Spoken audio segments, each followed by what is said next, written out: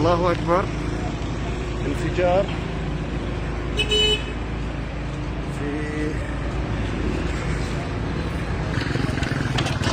الله أكبر.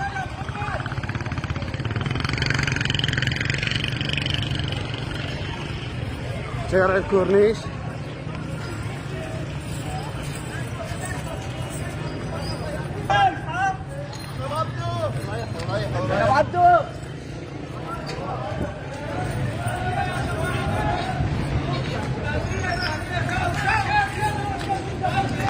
ايش صاير؟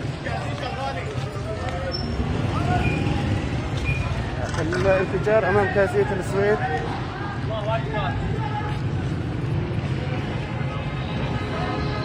طبعا انفجار ضخم.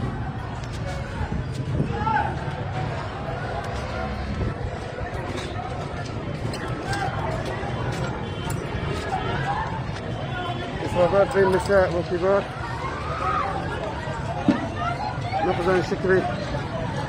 يا شباب اسعاف.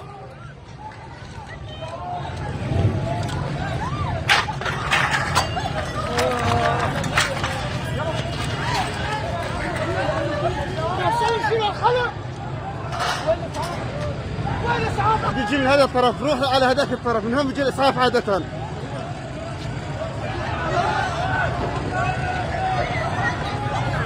يا رب تفصيلك، يا رب لطفك،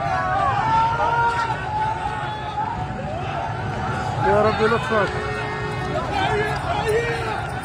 نزل كلمة تعنيه الكلمة من معنى. يا رب تفصيلك. الله أكبر يا شباب. الناس حسبنا الله ونعم الوكيل.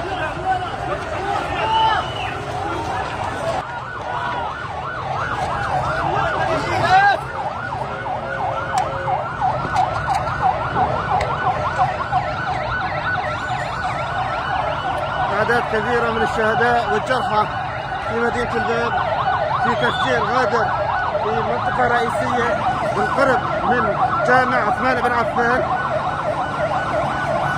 وصلت الإطفائية الآن، لكن عدد كبير من الشهداء لحد الآن.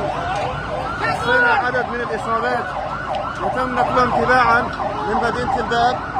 طبعا الناس الآن يتم إسعافها من قبل الأهالي، السيارات. حسبنا الله ونعم الوكيل.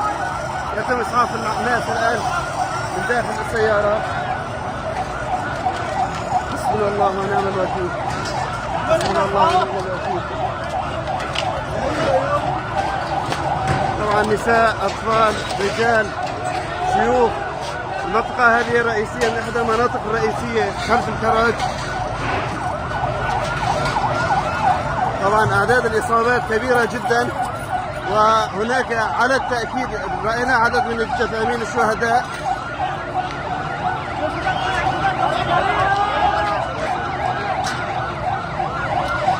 طبعا يقوم الأهالي الآن بعمليات الإسعاف والمساندة، لأن الأمر أكبر بكثير من أن يقوم به عناصر الدفاع المدني أو البلدية.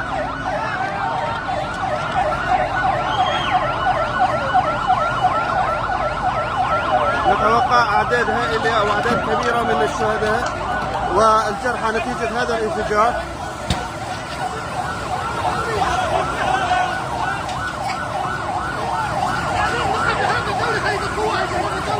عن من الدولة؟ ليش الكهرباء؟